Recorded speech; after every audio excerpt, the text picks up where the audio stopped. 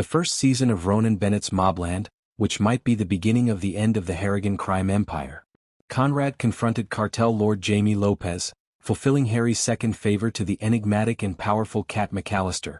Naturally, the Harrigan patriarch irritated him in typical Conrad fashion. As things stand, a deal might still go through, but only if Harry can get rid of the rat in the Harrigan family. Since Kevin was finally free to face Rusby, his former jailer and tormentor, he was noticeably missing from the negotiations. In order to carry out her own dubious schemes, his wife was likewise able to slink out of the Harrigan manor. Ultimately, at Conrad's invitation, Jan's friend Alice, the informant who now works for Colin Tattersall following the deaths of Fisk and Mukasa at the end of episode 8, arrived at the manor for supper. Conrad and Maeve ended themselves handcuffed as the lunch collapsed with a huge reveal and was cut off by a tactical squadron with air backup.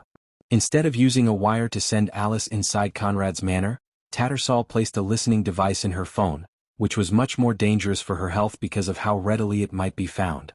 In the short time she was there, she never received a complete admission of guilt or confirmation of any criminal behavior, but that was never her real objective. In order to aid in their conviction, she was there to extract DNA from Conrad, Maeve, or both if at all feasible. It was suspicion of murder that led to their arrest. The authorities did not yet have hard proof. But Alice and Tattersall's ultimate goal was to produce the proof they required to permanently imprison Conrad and Maeve. Tattersall disclosed that he was aware that Alice, whose true name is clearly Nicola, had twice accepted payment to assist in the planting of DNA evidence that could have implicated criminals. Their strategy for the Harrigans is to get them arrested and then fabricate evidence to get them imprisoned, which implies that Tattersall and Alice/Nicola are both okay with breaking the law to get someone rightfully condemned.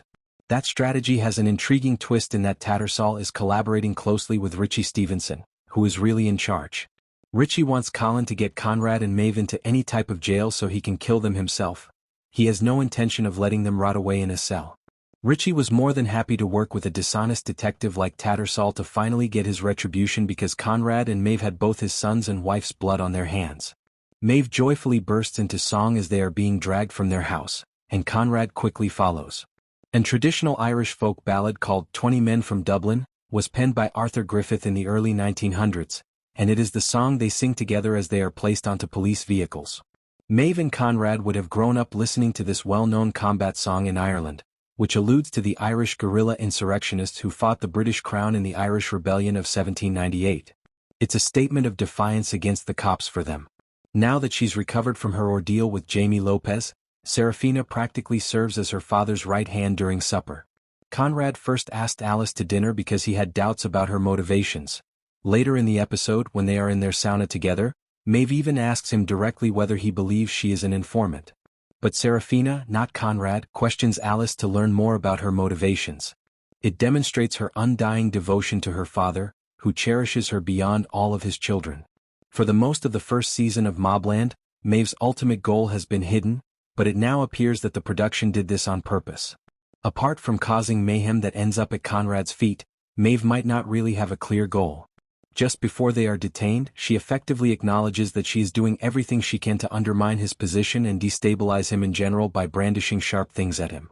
She realized it would simply put more pressure on Conrad, so she told the police about Archie. Although it wasn't explicitly stated in episode 9, it was made abundantly evident from the context that Harry killed Freddie in episode 8 after discovering who Richie Stevenson was, the rat in the Harrigan family's criminal enterprise. Harry promptly calls the Harrigan's attorney, O'Hara Delaney, Lisa Dwan, after finding out that the agreement with Jaime Lopez is contingent upon the rat in the Harrigan home being dealt with. In response to Seraphina's question, he says he's dealing with something fast. The betrayal and deceit reached a fever pitch in the penultimate episode of